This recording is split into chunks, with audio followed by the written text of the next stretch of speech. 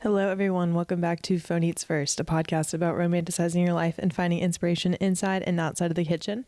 My name is Corey in the kitchen, Corey May, however you know me, however you found me. Hi, I'm so happy you're here. Today's episode is going to be all about 2023, and it was supposed to kind of start as just my favorites, but I kind of realized I ended up just kind of recapping the year. So before we get into today's episode, I'm going to do the weekly report, but then we're going to get into my favorite books, trips, food, music, podcast, brands, items, things I've done, kind of like my favorite content creators. So I'm excited for this episode. But first, let's get into the weekly report.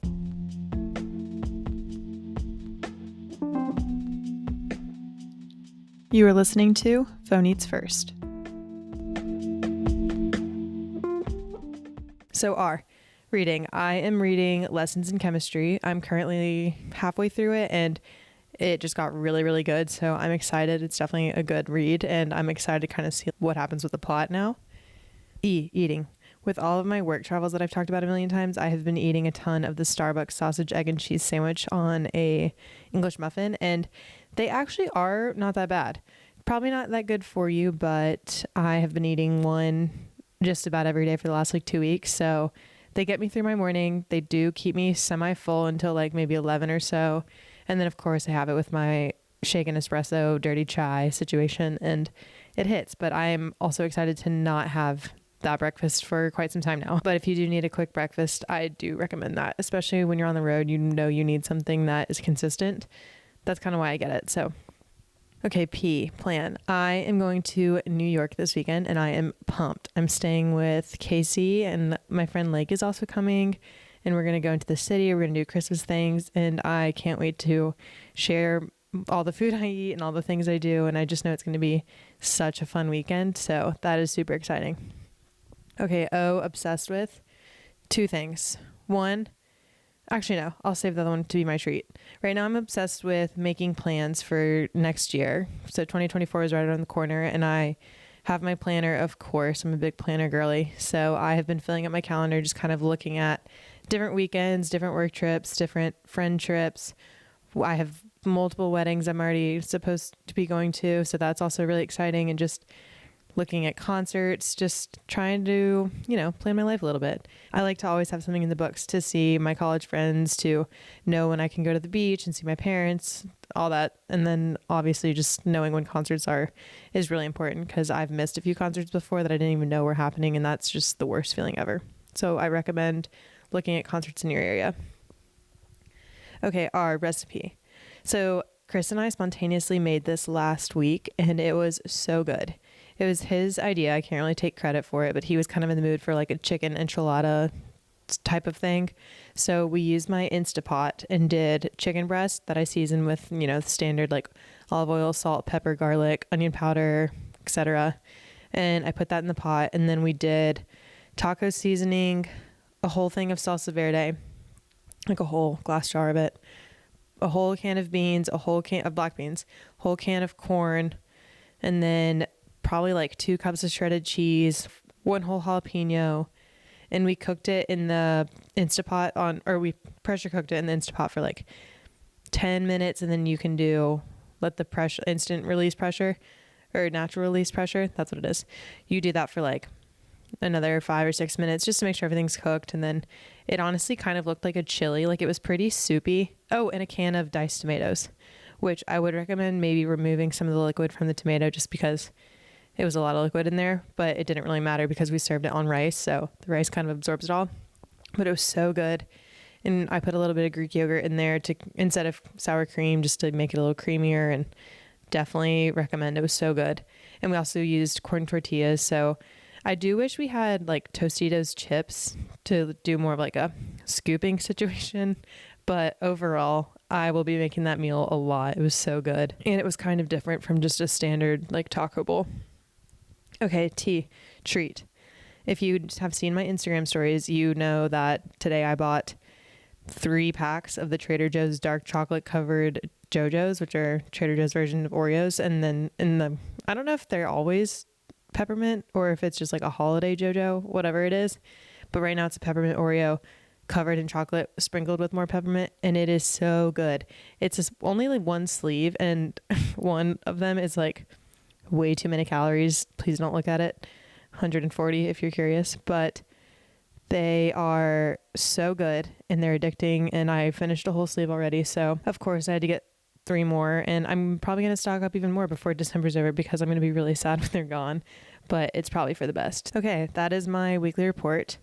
And now we're going to get into just my favorites from 2023 and a little bit of a recap of 2023. So I'm going to cover my favorite books, my favorite trips, food/restaurants, music and concerts, podcasts, brands, things I've done, and then my favorite content and people to follow. So first, we're going to get into my favorite books of the year. And I did have a hard time choosing just 5, so I have 6, sorry. But I will preface that I use Goodreads, and Goodreads, if you don't know, it's basically a social media app, sort of. Not really social media, but it is an app where you can keep track of what you're reading, what you have read, what you want to read, and you can also follow other people. So you can see, like, for example, if you guys know I read a lot and you are curious as to what I have read and what I've liked, and you want to see how I rate books, you follow me on Goodreads and you can see it all. And it's also nice just to keep track of if someone tells you, oh my God, I absolutely love this book, rather than just like a running list in your notes app, you can have it in there. And I also really like the reviewing feature of Goodreads because specifically with Colleen Hoover, since so many of her books are kind of all the same vibe, it's hard to differentiate or remember which one was which. So by having a review in there, it's kind of like, oh, this, yeah, I remember I really like that one, or maybe it was mediocre. So anyway, okay. And not really in any particular order, but number 1 on my list is The Great Alone by Kristen Hanna, which you guys have heard me talk about recently because I just finished it, but I absolutely loved that book. And what's funny is I started reading this book like probably 5 years ago, multiple times, and I just never really made it past like the 2nd chapter, not because I wasn't interested, but just because I like wasn't that much into reading back then. So yeah, but I finally finished it, and it is a fantastic read. It's definitely in the romance, but also kind of adventure category. I don't know. It's not like a standard rom-com, so I really liked it. And it just has like Kristen Hanna's books are pretty deep, so they're some hefty reads, but I definitely recommend. Number 2 on the list, which I've also talked about, is The It Girl by Ruth Ware. And this is a murder mystery thriller, incredible book. And I'd never heard of it. I don't even really know how I got my hands on it, but it was such a good book. And you truly have no idea how it's going to end. Like, until it ends and you're like, what? Oh, this reminds me. Okay, honorable mention. I read this not in 2023, so this doesn't really count, but The Silent Patient. If you have not read that, you must. That one is also a thriller, and it just like really messes with your mind. Okay, number 3, The Things We Leave Unfinished by Rebecca Yarros. This one I saw a lot. It was just maybe trending on TikTok or something, but I did eventually also read this summer. It's a romance story, a great romance story at that, but there's a pretty crazy twist in it. So I don't know, just a great book. I recommend it. It's definitely an easier read. I think I read that one on my vacation, so a good beach read. Okay, number 4, Daisy Jones and the Six by Taylor Jenkins Reid. I absolutely love this book. I don't know what it was. I think it was just because of the way it was written. It's written in like an interview format, so instead of just like your standard, like Corey said this, X person said this, it's literally like quotes from each person, and then they're organized in a story format so that just by reading each person's sentence, it makes a story, which I don't know. I just think it's very unique. And I also majored in journalism, so it was just kind of like cool seeing it come together. It was just a very different take. And then also I watched the Daisy Jones and the Six show on, I think, Apple TV or YouTube. No, Amazon. I don't know what it's on, but absolutely love the show as well. Like, I think it covered the story and the characters very well. So just, I don't know, love books about music. So that was a great read. And then number 5, also by TJR. And technically I finished this one on January 1st of this year, so it still counts, but The 7 Husbands of Evelyn Hugo. And I will say I did like this one more than Daisy Jones and the Six, but also they're totally different reads. 7 Husbands is actually just an incredible read, and I do remember that there's a crazy twist in it, but I don't even remember what it is at this point, so I might need to reread it. But it's just a really great story, and I think she's a really talented author. Just the way she writes is pretty impressive. Okay, and number 6, because I said I couldn't keep it to just 5, is A Flicker in the Dark by Stacey Willingham. This one I just kind of picked up randomly at Barnes & Noble. I think it was on sale or something. But this story is incredible. It's also a thriller, murder mystery kind of thing. But I just remember, like, I could not put this book down. It was crazy. That's all I'm going to say. Okay, so those are my books from 2023. Now let's get into my favorite trips / places I visited this year. And as you guys know, I do travel a lot, and I have been to a lot of places. Most of them are repeats every year, but top of the list, which I know no one's going to be surprised by this, is Turkey.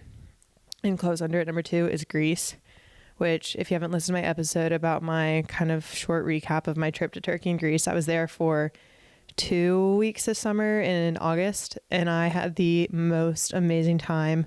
I was staying with family, and we had I was treated like a princess over there.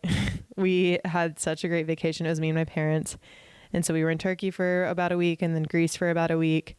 And it was just such a great time. The best part of all of it was the food, of course, but also just getting to relax on the beach. And I read so many books there. It was just really what I needed, a great vacation. Okay, and then 2 more places that I love and visit quite a lot, one for work, the other for fun, is San Francisco and San Diego. I go to San Diego for work and then tack on a personal San Francisco trip after to see Emily, my cousin, my aunt and uncle. Just, I love it up there. And I always I thought I would move there, but I currently visit so much that I might not need to move there. And it's a little too cold for me, so I don't know. But I also love San Diego. And if you guys ever need a day in San Diego, I have an itinerary written out that I shared with some of my friends that were there this fall, and I think they followed some of it, so I'll have to see if they liked it. But I have a lot of recs for both San Diego and San Francisco, and I love them. If you've never been, you need to go to both. They're incredible and beautiful in their own ways. And then number 5 of my favorite places, or my favorite trip of the year, was to Breckenridge. I went on a ski trip with my college friends in February this year, January, February, early in the year. And it was just such a fun time. We skied 2 days and just went out in Breckenridge, really just enjoyed the company. We stayed in a really cute Airbnb. It's like a little condo thing. It was just such a great trip, and I love skiing. And I have only skied 3 times in my life, but each time I've gotten better and I enjoy it more. And it was just such a great time. There's so much snow. So recommend Breckenridge. Okay, next category of my favorites from the year. This is my food / restaurant / meals, which I don't think I have a meal in here. I think it's just food and restaurants. But number 1, I had to find a way to fit in Trader Joe's somewhere in this episode. So number 1 food source is Trader Joe's. As you should all know from all my Trader Joe's hauls, and then just how much I talk about how much I love Trader Joe's. But yes, Trader Joe's is my one true love at the moment, aside from Cali, of course. But that is where I do all my grocery shopping, and I have it as a criteria for anywhere I live in my life. There needs to be a Trader Joe's there. Like I've talked about, moving to Durham, or not that I'm going to move to Durham, but just like in general with people I've like discussed the options of living in Durham or Raleigh or Chapel Hill, and just kind of like the pros and cons of all of them. And I'm like, oh, I would never live there. There's no Trader Joe's. And that's a fact. Okay, number 2 on my food list is a meal that I had at Caroline and Pierce Landry's wedding this summer. If you guys know who they are, shout out them. But their catering was from 1618 West Seafood and Grill in Greensboro, which I had never heard of it, even though I'm from that area. But it is a really nice seafood and grill. So they have meat and fish, and it was probably the best meal I think I've ever put in my mouth. And I really need to go back at some point. But so they served at the wedding a summer salad, which had grilled peaches, burrata, basil, and then an herb vinaigrette on top of arugula with a balsamic reduction, and it was so good. And then the main course was beef tenderloin, ahi tuna, and a risotto cake. And the risotto cake was literally just like a fried ball, but it was the most heavenly thing I think I've ever put in my mouth. Same as the beef and the ahi, of course. And then number 3 on my food list was a restaurant I went to in Turkey, which I do have a reel of this posted, so you can kind of see more of the visual. But this was, I mean, every meal I had there was incredible, but this one takes the cake. I'm going to try and pronounce it, but it's going to be wrong, so I'm sorry. Osma Yapragi is how it's spelled. I don't know. I'll tag what this is, what the restaurant actually is. But so this was a restaurant in the countryside in Cheshme, Turkey, and it was the one where we went into the kitchen. Like, when you get there, you get seated and whatnot, but then your waiter and the chef like comes and takes you into a kitchen. They don't hand you a menu. You walk into the kitchen and then they have all the food obviously already made, and it's laid out on a massive kitchen table, and they walk you through everything, and you then pick out from the dishes, like, oh, I want a serving of this, a serving of that, after they like show you all the food and explain all the food. And there's probably like 30 different dishes up there, and that is how you pick your menu. So I thought that was pretty awesome, and everything was so good, obviously. And it was just like the cutest little owner, the most beautiful, like you're basically in a garden. So it was the most beautiful restaurant. We were outside, there were lights everywhere, plants everywhere. It was just like decorated, so it was so lovely and peaceful there. So that was probably my favorite dinner of that trip, but there were so many favorites just for different reasons. And then number 4 and number 5 on my food/restaurant list are both in Raleigh, but one is also in Charlotte, probably in more locations as well, but one is Barcelona Wine Bar. I went there for the first time maybe 2 years ago in Charlotte, but I never really got to like truly experience it because I popped in for like 30 minutes and just had like a cocktail maybe. But I went in January for my birthday, and then again in like October before the Hozier concert with my mom. And I just absolutely love this place. The tapas are amazing. The wine is amazing. The cocktails are amazing. The aesthetic of the restaurant is amazing. I definitely recommend if you've never been. And it's a nice restaurant, but also it doesn't have to be super expensive. Like, you could just go for a glass of wine and like 2 tapas and split it with someone, or you can ball out. There's a few different takes you can have here. And then number 5, also in Raleigh, is Brewery Bavana, which it's been very high on my list of places to go for forever. Like all of college I wanted to go and just never did. So I've only been once, but maybe I'll go for my birthday this year. It is a Asian restaurant. I don't know if I feel like it's a mix, like an Asian fusion kind of thing, but they serve all sorts of stuff from like dumplings to rice dishes. I don't even really remember everything. It was a while ago that I went, but it is just amazing, and also a very cool restaurant. Well, that's all my food for 2023. Next is my music plus concert section. And so what better way to start than sharing my Spotify Wrapped? So my top artist of the year, according to Spotify. Number 1, actually, no, we're going to start with number 5 and work our way up as if we're on American Idol. So number 5 was Mountjoy, which I was a little surprised about. Well, no, actually not really, because they were in my Spotify Wrapped last year. I don't know. I guess they're just like kind of tend to be in all my playlists or something. But number 5 is Mountjoy. Number 4, Hozier. Duh. Number 3, Zach Bryan. Number 2, Luke Combs. And number 1, T-Swizzle. Taylor Swift, of course. And then my top songs. Number 1 was Fast Car by Luke Combs, which I think I played it like 90 times, probably more. But I just love that song. Number 2, Silver Lining by Mountjoy. Number 3, The Kind of Love We Make by Luke Combs. Number 4, Astrovan by Mountjoy, which Astrovan was actually my number 1 song last year, so that one is still in the charts. And number 5 is Stick Season by Noah Kahan, which I was a little surprised on my top songs. Well, maybe not that surprised, but. And then my description for Spotify music listening is shapeshifter.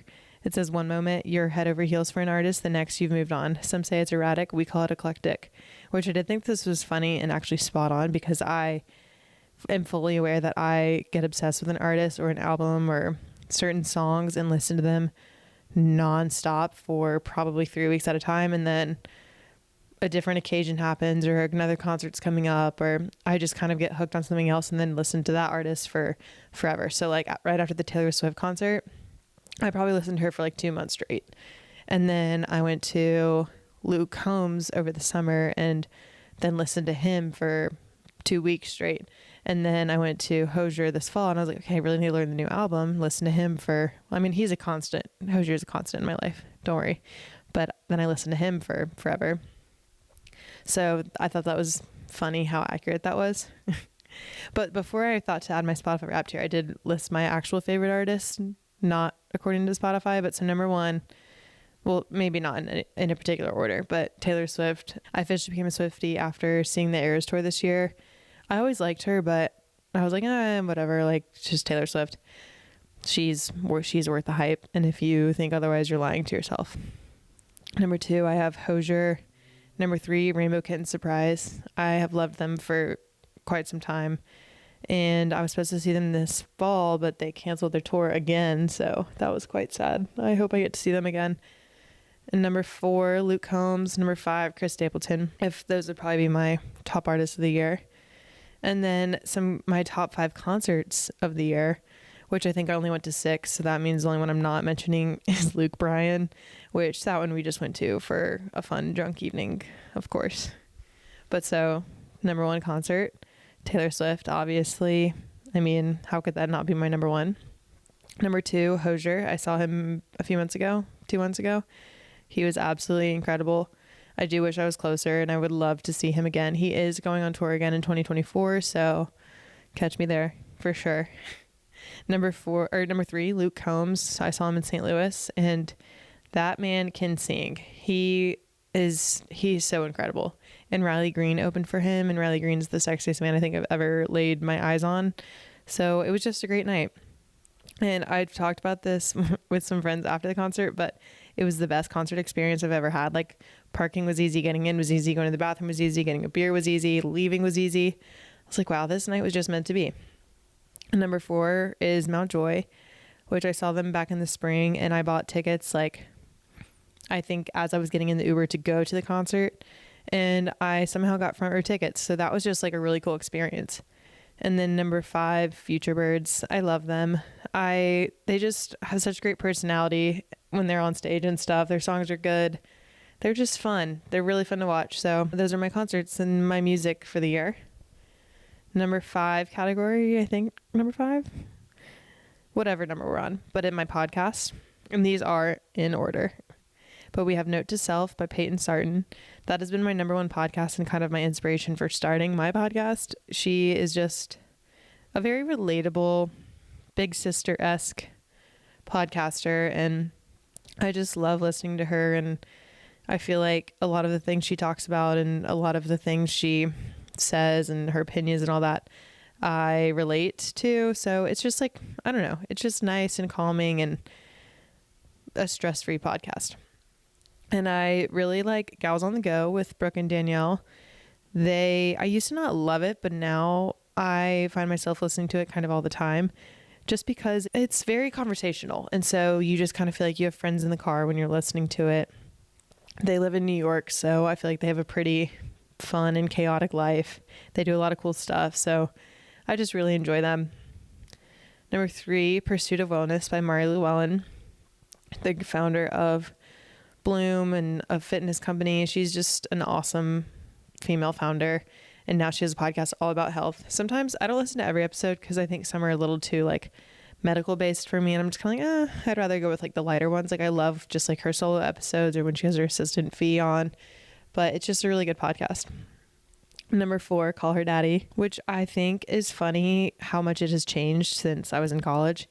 Like literally just being a sex podcast about all sorts of things to now she's interviewing like the most famous celebrities in the world. And so I just listen to certain episodes depending who's on. And number 5, The Genius Life by Max Lugavere. His podcast is amazing. And if you want to learn something, listen to his podcast. He has amazing guests on. And what I really like about him or his podcast is he is not a doctor. So he is not sitting there telling you like super, super in-depth words and descriptions and explanations that like you're not really going to understand. He has other medical professionals on or health professionals on. Every time I've listened, I've learned something new. But he just has such a great outlook on health and life and food, and just kind of becoming your best self in terms of health. So I recommend that one. Okay, those are my top 5 podcasts. Now I have 5 like brands slash things is what I call this category, which I'm not a fashionista by any means, but I just thought of another one on here. Okay, I'm gonna have 6 things, but I don't know, just like it's almost like a Corey starter pack, I guess. But so number 1 is Hoka. I live in my Hokas and I love them. And if you don't have them and are looking for a new running shoe or athletic shoe, I 1,000,000% recommend Hokas. They are the most comfortable shoes I've ever worn. And anytime I wear anything other than Hokas, I'm like, I miss my Hokas. Number 2, Nike. I'm not a Lulu girl. I am a Nike girl through and through. I kind of always have been. And then now my job, I am even more because I get a lot of Nike stuff for free for work, which is great. But I love their leggings. Their yoga line is top notch. And Nike shoes are also not that bad. And they have, cool Air Force One, stuff like that. But if you don't know, I sell Nike like retail for work. So that is why I have a million Nike things. Number 3, this is a brand that I have found on Amazon, or I think I'm sure someone told me about it at one point, but I have their like tank top looking things. It's kind of like Lulu aligned tanks, I think. I truly don't know. Like I said, I'm not a Lulu person, but the brand is called The Gym People. And I have these really soft, like poly cotton t-shirts from them that are like slightly cropped and just like good colors, basic. I wear them every day to work. And then, like I said, they're tank tops that I have in quite a few colors as well. So, and they're cheap and they've lasted me for years. So definitely a good brand. Number 4, my Hydro Flask. I think I said I was obsessed with it a few episodes ago, but I've gotten Hydro Flasks for free for work, and like people have left them at soccer tournaments and I've kept them. It sounds kind of gross, but I wash them and get new lids and stuff, but I love a Hydro Flask. And number 5, what did I say I was going to add? I don't even remember anymore. That's embarrassing. Oh, I remember. Zara. I love Zara. Zara jeans specifically. And I have quite a few pairs, and every time I wear my jeans, I'm like, oh, where'd you get those jeans? Which I'm a big cool pants girl, so getting compliments on my pants, my jeans feels great. But for my tall girlies out there, Zara, they are long enough. They're comfortable. I'm a big fan, and they've lasted me a long time. So those are my top 5 brand / things from 2023. Next are my favorite things that I've done in 2023. And 1, obviously, cook and continue my Corey in the Kitchen Instagram. I'm going to start posting more on TikTok, so catch me there. But I just absolutely love Corey in the Kitchen. I love you guys. I love sharing everything I'm cooking, but also just I love cooking. And whether I'm on my phone or not, it is just such a peaceful, relaxing act for me. And it's really a great like grounding part of my day. Number 2, 75 Hard. And I promise I will eventually do an episode all about 75 Hard and what I thought of it, what I learned, like what stuck with me. But I am really proud of myself for doing it, and I definitely going to do it again next year. I just need to kind of determine when. So if you are considering doing 75 Hard, I definitely recommend it, especially going to the new year. Number 3, starting a podcast. I first got the idea, like I think probably June-ish of this year, sometime in the summer of this year, or it's always kind of been like in the back of my mind, but I was like, oh, I'll never actually do it. And now here I am talking to a microphone and going to post this episode in like after editing it. So you never know, but it's definitely been a learning curve and a fun challenge, and also just like a really fun hobby, I guess I could say. But I'm very proud of myself for doing that as well. And number 4, reading more. And I shout out Goodreads. I just shared my favorite books of the year, but I feel very accomplished when I finish a book. And I think it's just reading, I think, makes you more interesting, and saying that I'm a reader just kind of is like a pat on the back. I don't know. Just, I feel smarter. And again, knowing that I can finish books like throughout all my crazy time and travels and work and everything that goes on in your life, I think reading is just a very good way to relax and unwind. So I recommend it. If you don't read currently, just try, and then you'll find genres you like, you'll find authors you like. It might take you 2 years to read one book. That's okay. but I do think it is a very good thing to be able to do and enjoy. And number 5 of favorite things I've done this year in terms of fitness, I have been walking a lot. And I have been walking more so than doing my typical strength training or Peloton bike rides. And I'm okay with that. I have really just started to love walking and walking with Callie, obviously. So, and I just know it's so good for you. I don't run anymore. And it's one of my favorite things to do. Okay, last category. And this is my favorite people to follow / content creators. So number 1, we have Callie Gullickson / Callie Howell, now that she's married. But she is a Peloton instructor, and she is my favorite Peloton instructor, obviously. She does bike boot camps and strength classes, and she's just such a positive person to follow and consume. Her content is obviously very health oriented, but just, I don't know, everything she does, she's a very bright and colorful person, and I like to think that I kind of am too. So just seeing her content is inspiring, and she's just like fun. And number 2, Sydney Adams. She is another fitness influencer. She lives in Tampa, and I am just so invested in her life. She's getting married next year. She bought a house. Like, she just does all the things. And I think she started as an Amazon influencer, like an Amazon haul kind of thing, and then was also posting her workouts, and then her workouts grew, and here she is now. But I think she is just the cutest, and I would love to have her on sometime. But she is just so wholesome. She doesn't drink. She has a very aesthetic life, and I love seeing it all. Number 3, Peyton Sarton. She's the one who does Note to Self and lives in LA, and she's a full-on fashion influencer, so I can't really relate to her at all in that category. But I do just love her content. I'm very invested in her life as well. She's got back with her boyfriend, has a dog, yada, yada. I just love her. Would also love to have her on the podcast. Number 4, Anna Sitar. She is more of a TikToker, and her videos are very impressive. Her transitions and all that are top notch. But again, she's just another very positive, optimistic, friendly, wants everyone to feel safe in her community. So just another good follow. And then number 5, Mari Llewellyn. She is the founder of Blooms, the host of Pursuit of Wellness. She just is killing it in life. She's a very empowering female founder, very successful. And again, I'm now invested in her life as well. Like, she's about to have a baby and move to Austin. She hasn't announced any of this, but I just know it all to be true because I'm so invested in her life.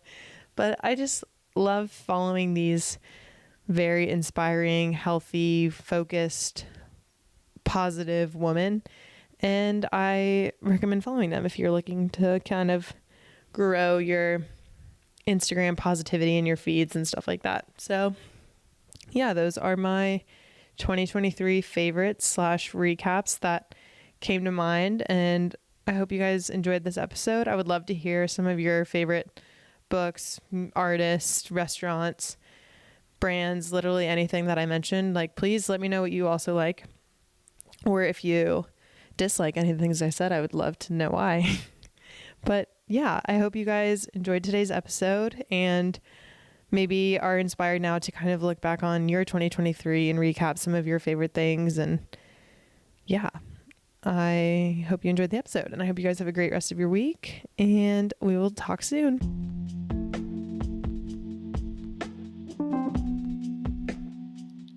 You are listening to Phone Eats First.